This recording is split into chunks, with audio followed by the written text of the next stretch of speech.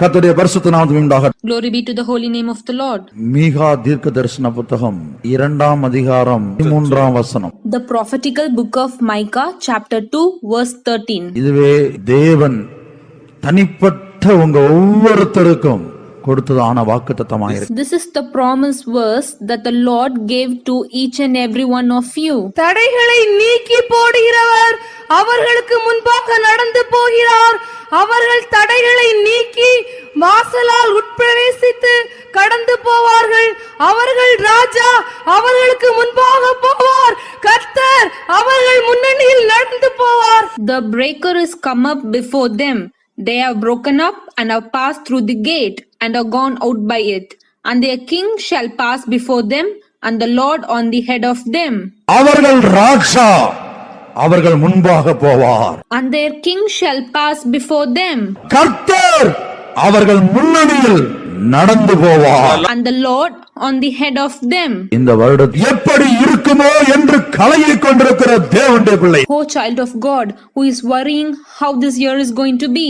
இந்த வருடத்திலே உனக்கு முன்பாக கர்த்தர் போகிறார். In this year, the Lord will go before you. ஆனால் அதே வேளையிலே இதுவரையில் உன் ஜீவியத்திலே நீ சந்தித்திராத ஒரு பெரிய தடையை தனிப்பட்ட வாழ்க்கையிலே நீங்கள் ஒவ்வொருத்தரும் இந்த வருடத்திலே பார்க்க போகிறீர்கள். In this year, in your personal life, you are going to face an obstacle that you have never faced before. இதுவரையில் நீ அனுபவித்திராத, இதுவரையில் நீ பார்த்திராத மிகப்பெரிய தடையை இந்த வருடத்திலே நீ பார்க்க போகிறாய். In this year, you are going to see an obstacle which you have never seen before and experienced before. நீ எடுத்து வைக்கிறதான ஆவிக்குரிய ஜீவியத்தின் முயற்சியானாலும் உலகத்தின் சில விஷயங்கள் ஆனாலும் அந்த விஷயத்தை நீ அடைய முடியாத அளவுக்கு ஒரு பெரிய தடை.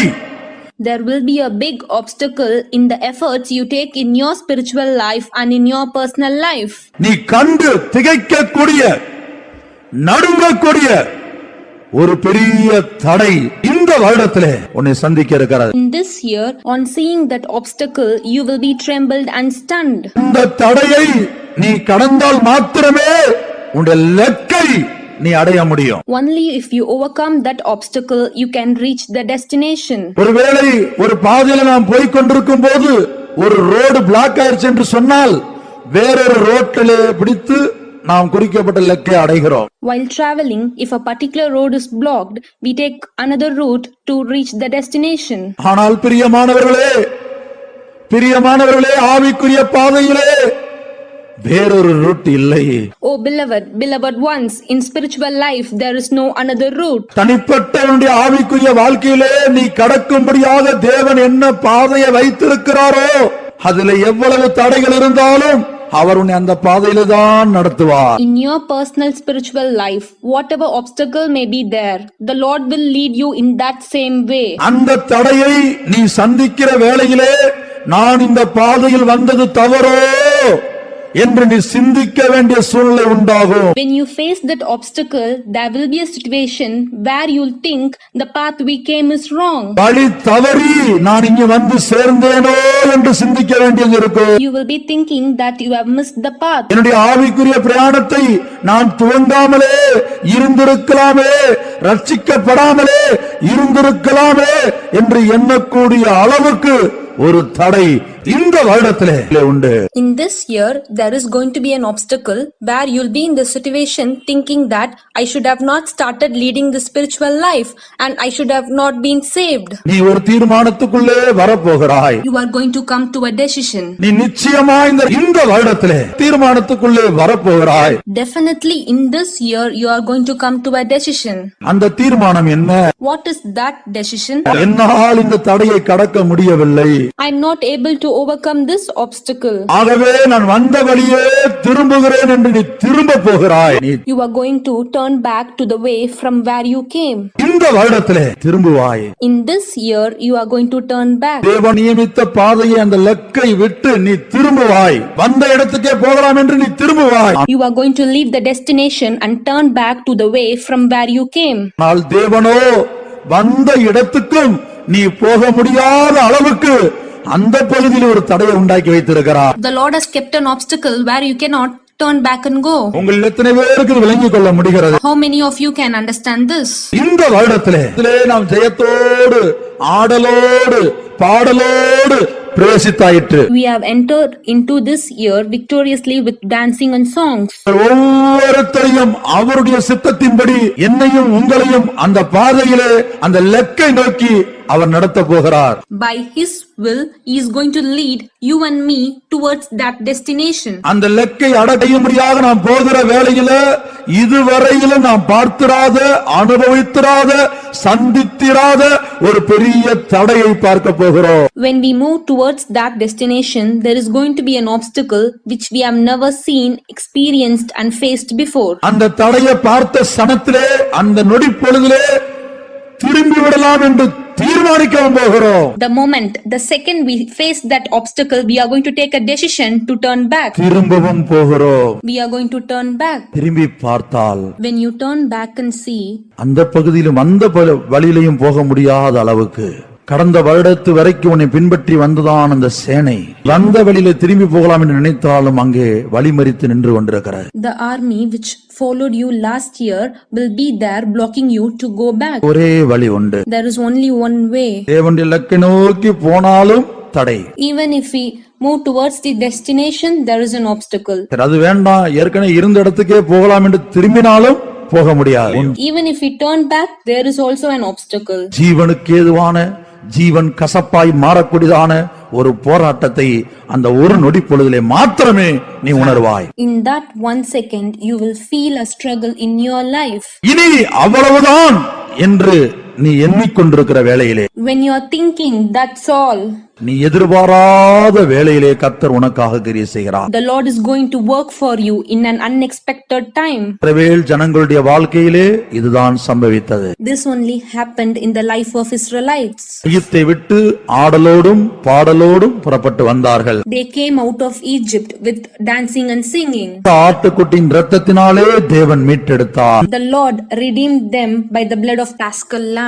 கடந்த வருடத்துல அந்த எகிப்தை விட்டு இரத்தத்தினால விடுதலையாக்கப்பட்டு இந்த வருடத்துல வந்தாள். Last year, we were delivered by the blood of lamb and came out of Egypt and entered into this year. எங்கே போகிறாய் என்று ஒருவனை பார்த்து கேட்டால் கானானுக்கு போகிறேன். If anyone asked them where you are going, they said we are going to Canaan. பரலோகத்துக்கு போகிறேன். We are going to heaven. தேவன் பாலும் தேடும் ஓடுகிற தேசத்துக்கு உங்களை கொண்டு போவேன் என்று சொன்னாரே அல்லாமல், The Lord said to them that he is going to take them to the land which flows with milk and honey. அந்த இடத்துக்கு போவதற்கு முன்பாக நீ ஒரு செங்கடலை சந்திக்க வேண்டும், நீ ஒரு யோர்தானை சந்திக்க வேண்டும், நீ ஒரு எரிகோவை சந்திக்க வேண்டும், ஏன் நீ வனாந்தரத்தை சந்திக்க வேண்டும் என்று சொல்லவில்லை. He didn't tell them that they are going to face Red Sea, Jordan or Jericho or why desert. சிவந்த சமுத்திரத்தை அவர்கள் சந்தித்தார்கள். They faced the Red Sea. சிவந்த சமுத்திரத்தை அவர்கள் They faced the Red Sea. சிவந்த சமுத்திரத்தை இந்த வருடத்திலே நீயும் நானும் சந்திக்க போகிறோம். In this year, we are going to face the Red Sea.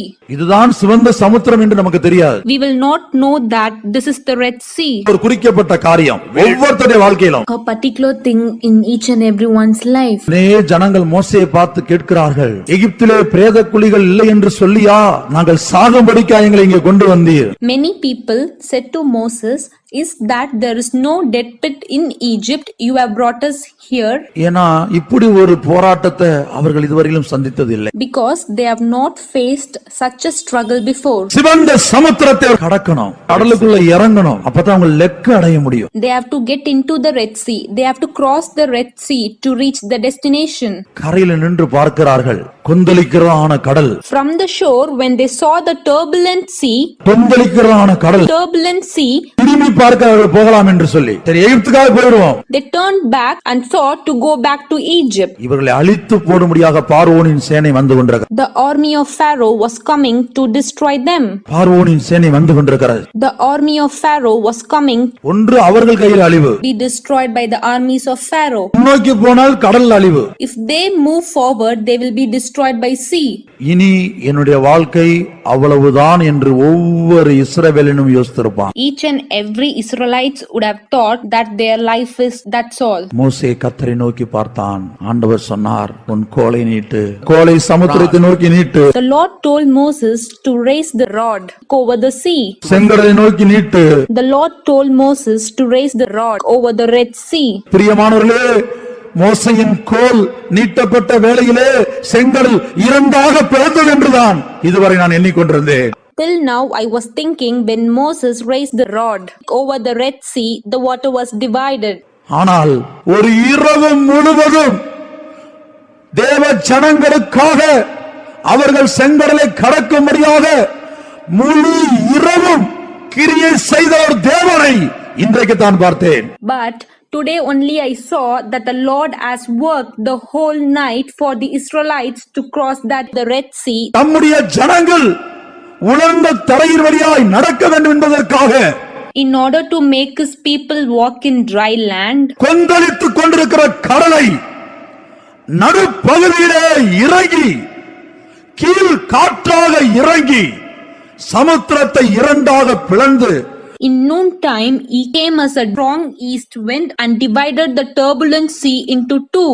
அதற்காக தேவன் எடுத்துக்கொண்ட வேலையோ முழு இரவும் அவர் தூங்கவில்லை. For this he took one whole night and he didn't sleep. ஒரு கடலின் நடுப்பகுதியிலே கடலை பிளக்கும்படியாக காற்று அந்த இடத்துல இறங்கின வேளையில கடலின் அலைகள் இப்படித்தான் எழும்பினதாம். When strong east wind came in the middle of the sea was divided into two and stood apart. நடு கடலிலே கடலை பிரிக்கும்படியாக கடலை ரெண்டா பிளக்க வேணும். ஆண்டவர் என்ன செய்தார்? ஒரு பெரிய கீழ்காற்றை அனுப்பினார். In order to divide the sea into two, the Lord has sent a strong east wind. யாத்திராகமம் 14 அதிகாரம் 21 வசனம். Let's read Exodus chapter 14 verse 21. மோசே தன் கையை சமுத்திரத்தின் மேல் நீட்டினான். அப்பொழுது கர்த்தர் ரா முழுதும் பலத்த கீழ்காற்றினால் சமுத்திரம் ஒதுங்கும்படி செய்து And Moses stretched out his hand over the sea, and the Lord caused the sea to go back by a strong east wind all that night, and made the sea dry land, and the waters were divided. ரா முழுவதும் பலத்த கீழ்காற்றினால் சமுத்திரம் ஒதுங்கும்படியாய் செய்தார். The Lord caused the sea to go back by a strong east wind all that night. ஆவியானவரே அந்த காற்றாயிருக்கிறார். Holy Spirit is that east wind. ஆவியானவரே அந்த காற்றாயிருக்கிறார். Holy Spirit is that east wind. கர்த்தருடைய வார்த்தை இயேசுவாய் இருக்கிறார். The word of God is Jesus. கர்த்தருடைய வார்த்தை மோசேக்கு உண்டாயிற்று. The word of God came to Moses. திருத்துவ தேவன் தம்முடைய ஜனம் தடைகளை கடந்து செல்லும்படியாக முழு இரவும் கிரியை செய்தார்கள்.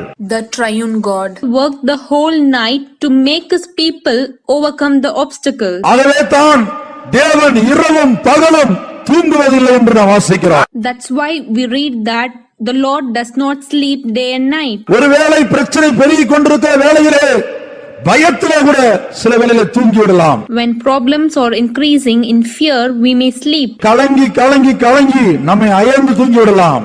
By worrying and worrying, we may sleep. ஆனால் உன்னுடைய ஆவிக்குரிய வாழ்க்கையிலும் என்னுடைய ஆவிக்குரிய வாழ்க்கையிலும் இந்த வருடத்திலே காணப்படுகிறவே அந்த தடையை பிளக்கும்படியாக தேவன் இந்த இரவு முழுவதும் கிரியை செய்து கொண்டிருக்கிறார். In this year, the Lord is working day and night in order to divide that obstacle that is in your spiritual life and in my spiritual life. ஒருவேளை உனக்கு வைக்கப்பட்ட தடையை நீ நவம்பர் மாதத்திலே சந்திக்க கூடும்.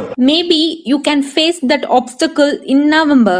உங்களில் சிலர் மார்ச் மாதத்திலே சந்திக்க கூடும். You may face in March. ஆனால் நம்மேல் மனதுருக்கமுள்ள தேவனோ இந்த இரவு முழுவதும் சமுத்திரத்தை ஒதுங்கும்படியாக ஒரு கீழ்காற்றை பரிசுத்த ஆவியானவரை அனுப்பியிருக்கிறார். But our compassionate God has worked the whole night and has sent the Holy Spirit as a east wind to divide the sea. இந்த கீழ்காற்று இதுவரையில் இதுவரையிலும் நீ அனுபவித்திராத ஒரு காற்று. It is the wind which you have not experienced before. இந்த கீழ்காற்று இதுவரையிலும் உன் ஜீவியத்திலே ருசித்திராத ஒரு கீழ்காற்று. This east wind is the wind that you have not tasted before. இந்த கீழ்காற்று உனக்கு ஜெயத்தை கொடுக்கும்படியாக, உனக்கு விடுதலை கொடுக்கும்படியாக தேவனால் அனுப்பப்பட்ட கீழ்காற்று. This east wind has been sent by the God to give you deliverance and victory. எத்தனையோ வருடமாக உன்னை கட்டி வைத்திருந்ததான உனக்கு முன்பாக செங்கடலை போன்று காணப்பட்ட அந்த கடலை இந்த கீழ்காற்று இந்த வருடத்திலே பிளக்க போகிறது. In this year, this east wind is going to take away all bondages on all problems like Red Sea. ஆனால் முழு இரவும் உனக்காக தேவன் கிரியை செய்ய வேண்டுமானால், If God has to work for you the whole night, நீயும் நானும் செய்ய வேண்டிய ஒரு காரியம் இருக்கிறது. there is one thing that you and me should do. நீயும் நானும் செய்ய வேண்டிய ஒரு காரியம் இருக்கிறது. There is one thing that you and me should do.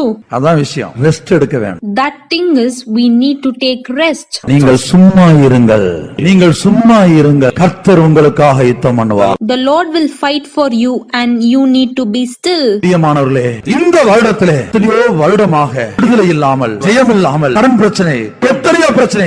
Beloved ones, in this year there was many problems without deliverance and victory. அந்த செங்கடலை இந்த வருடத்திலே தேவன் பிளக்க போகிறார். The Lord is going to divide that Red Sea in this year. நீ ஒன்று செய்ய வேண்டும். இதுவரையிலும் அந்த செங்கடலை கடக்க முடியாது, அந்த பிரச்சனையை கடக்க முடியாது, அந்த கடனை தீர்க்க முடியாது, ஓடி ஆடி திரிந்தாய். In this year, in order to overcome the Red Sea, to overcome the problems and to pay back the debts, we were wandering here and there.